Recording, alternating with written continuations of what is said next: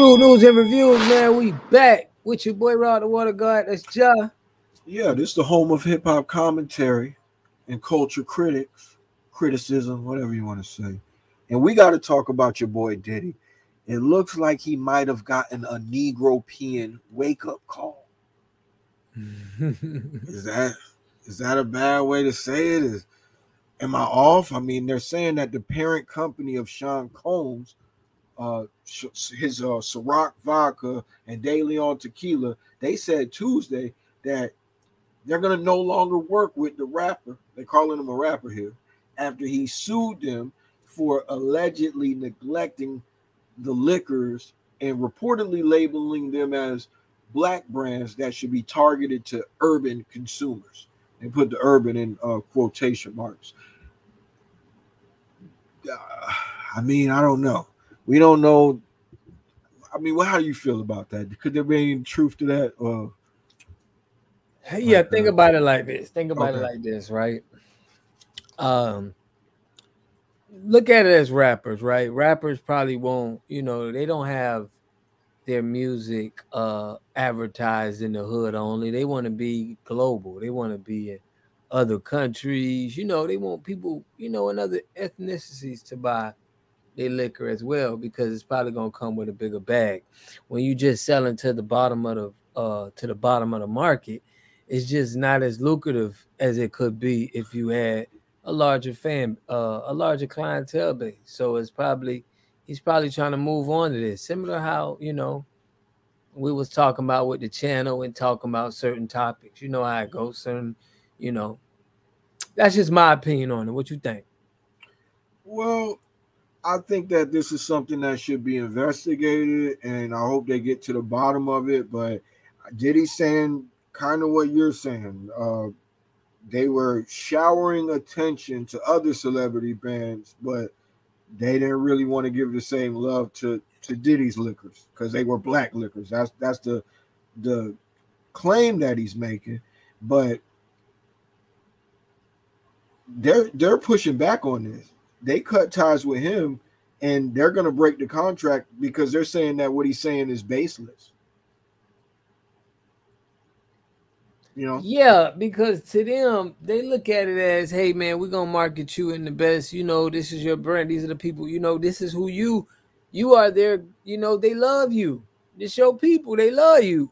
These people don't know nothing about you. We got another John DeLeon, and these guys are making liquor, and these who they like. So, but you don't want to, Diddy, you trying to get over there, but you ain't. That ain't. You a king over there where you at. We try to squeeze you over here. You don't have the same. And Diddy trying to leave y'all. Diddy like, look, man, put me over there with them, man. I ain't. So it's like, it's a tough situation. I get it though. I'm gonna read a quote from the May 31st complaint filed on behalf of Combs Wines and Spirits, LLC. They say cloaking itself in the language of diversity and equality is good for Diageo's business. That's the parent company, but it's a lie. Those are some harsh words, man. You don't want to say stuff like that to people you in business with. Can you think? Yeah. Can you see it from their perspective? Like, now you trying to mess up our bag. You want to try to paint us as racist. Like, if you needed more resources, we could have worked that out. But the way that you going about it, you don't file this complaint. You making it public, and you Diddy. It looks like it's you putting something sour in the milk, Diddy. I don't know if that was a shrewd move. You was telling us that this was a black boy joy and it was a win for all black people because you was the face of this liquor. You was selling us on that for years. The reason why we started buying Ciroc is because we felt like we wanted to lift up a black company, but now you telling us that it's something different than that. It's a little bit confusing. Like, you can't, I mean, what was all the stuff you was telling us before? Was it a lie? No, what happened is these guys don't want to go into all of the process that has to do with building up a brand like that and starting it. So it's very much easy to white label, what they call white label selling. It's basically there's companies that make stuff and it's just you slap your brand on it. It'd be That's what just I like, think. That's what I think Diddy is. He's more of just the face of it. You yeah. know, it's they use him as maybe really for marketing. You know, like they just want you to be the face of it. But I've heard No, criticisms but of that he deal got that the company. Yeah, no, but listen, he's the it's like LLC. he Okay, got the I hear you now. company, but what he's selling is just a brand that he put on something that's already made. It's not like, I get you. I agree with you. That's what I think. Like it was a little bit of a flim flam to us. I've always been like kind of critical of deals like that. Like it makes us think that he owns a liquor company, and it's not really like that. no, but you do because Okay. it's not the same. It's a brand now. So it's like you're Li- looking at it at that little thing that he did, even though he slapped the brand on it and he co-signed it, it changes the whole element of that. listen. I'm gonna Okay. tell you why I think this is game. I'm gonna show you a little part of the article, right? All Like I'm right. just talking about the whole thing where we think Diddy is this big liquor brand owner, and it's really just a look what in Tuesday's filings. Diageo said that Combs has acquired nearly $1 billion throughout their 15-year relationship. $1 billion throughout their 15-year relationship. The company also argues that Combs did not act as an equal partner by, for example, not providing adequate funding to help DeLeon grow, stating that outside of $1,000 contribution from Combs, Diageo provided 100% of the funding for the joint venture, which amounted to a total investment of more than 100 million. So let's stop there. I'm gonna read the rest, but let's stop there. You talking about, oh, y'all ain't doing enough, y'all ain't doing enough, and you supposed to be a boss when you really a partner. But let's say that you are a partner. What kind of partnership is that if you only put up 1,000 and I put up 100 million, and then you gonna try to boss me around about what I need to be doing with the brand, and we shower and support? You think George Clooney only put 1,000 into his shit? Casamigos ain't everywhere We for, never for no know. I reason. mean, We don't know, I but can't judge what everybody put in his pocket, but that's why it should be listen, business, investigated. listen, Okay, looking at this without context, what if I was to tell you, right? Listen, let's what if I was to tell you that he said, okay, look, not only yeah. me, I'm gonna plug you in with French. I'm gonna plug you in your company. I'm gonna plug you in with all of these guys, man. I'm gonna do more for you and your brand than what me putting in money is pretty much pointless. I'm bringing you the whole black community. Listen, I'm slapping my name on there. Yes, sales is gonna get made. Why should I have to even put up $1? I'm giving you the Wow, clients. You wow, bringing in the work. Listen, wow. you bringing in the work. I got the clients.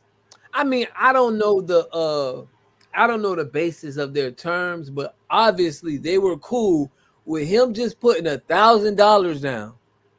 They didn't say, "Hey, look, no man, I ain't going for it. No, I'm putting up 100 million, and you gonna put up 1,000." So think about it. They went through with it. They took the 1,000, which something else had to be given. I'm not sure he just gave up 1,000. You're starting to make a lot of assumptions about what's going on. But go ahead.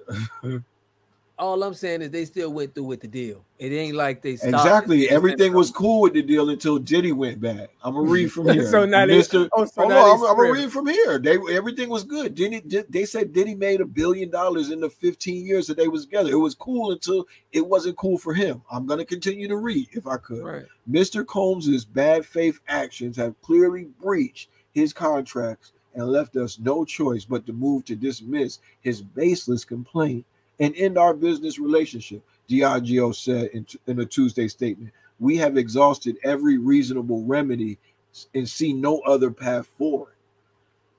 I mean, look, why would they want to do Diddy wrong if they making all this money with him for 15 years and they putting all the bread? You This think is they why. just want to they just want to Nah, man. treat him like a Negro, keep him in the Diddy, keep him in Diddy, the, go ahead. Diddy, Diddy's trying to go after a bigger bag. We all know. Listen, even though you say he made $1 billion, right? He made $1 billion and he's still trying to say, hey, listen, I need my liquor. You just got me. You feel me? I'm trying to grow. I'm But trying to that's turn that. Listen, I'm listen, trying to turn that billion into Bob, not I 15 years, but understand two, that. three, 4 years. That's not a major point of contention. Anybody Okay. could respect somebody trying to put their liquor in other places. All I'm trying to say is they said they exhausted every reasonable remedy. What if they was trying to work with Diddy about, look, we could do this, we could do that, and then he just jumped off the deep end and filed this lawsuit? You know what I'm saying? Now this maybe he jumped the gun. It just don't seem like a shrewd new move, but I think it should be investigated, and I hope everybody get what they got coming to him. But this is what his defense says. His attorneys representing Combs, Wines, and Spirits said that Diageo's attempts to end the partnership were like firing a whistleblower who calls out racism. It's a cynical and transparent attempt to distract from multiple allegations of discrimination, Combs' attorney said, adding that Combs repeatedly raised concerns as senior executives uttered racially insensitive comments and made biased decisions over the years. He brought the lawsuit to force them to live up to that contract, and instead they responded by trying to get rid of him. This lawsuit and Mr. Combs are not going away. So we're going to get to the truth. It's not like I'm against Diddy, but he better have his receipts in order and he better have his ducks in a row. And if he comes with some evidence, I'm definitely open to having my mind changed, because I'll be like, yo, that's pretty convincing. That's pretty compelling. And it doesn't really come up down to me. You know, it's going to be probably I don't know how they work out those civil things. I think that's just the decision is left up to the judge. I think when it comes to that, or I think you could choose judge or jury. I'm not sure. We need to figure that out. But it's going to be interesting to see how this plays out. It's going to be interesting. Yeah. Listen, we want to know what y'all think in the Yeah. comment section, man. Y'all Yeah. let us know what y'all think. Is Diddy out of bounds? Is the liquor company out of bounds? Would you want to make more money? Would you want to, grow your brand to be in different arenas and around different people? Yeah, that's a good question. And if you made it this far and you like what you hear, go ahead and like and share. And you might want to subscribe to join the tribe. Straight up, keep our name alive. Shrewd. Yeah, right.